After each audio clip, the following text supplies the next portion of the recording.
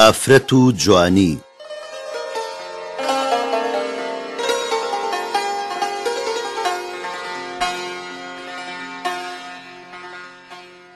بە ئاسمانەوە ستێرەم دیوە، لە باخچەی بەهار گوڵم چنیوە.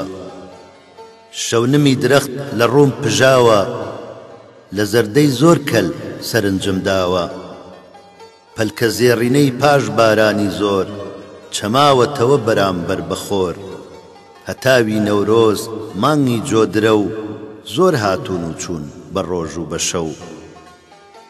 خوڕەی قەڵبەزەی کەبزیوینی چەم، لە هەزار چەشنە پرشنگی ناوتەم. میوەی گەیشتووی زەرد و سووری باخ، جریوە و جووکەی دارستانی شاخ. لە گەروی شمشاڵ لە تەلی کەمان، گەلێ هەڵساوە ئاوازی جوان جوان.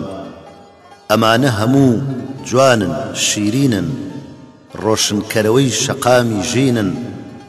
بەڵام تەبیعەت هەرگیزا و هەرگیز بێڕووناچیە بێ بزەی ئازیز. بێ ئاوازەیە دەنگە نەرمەکەی، بانەیدا لە گوێم تێر نەڵێم ئۆخەی.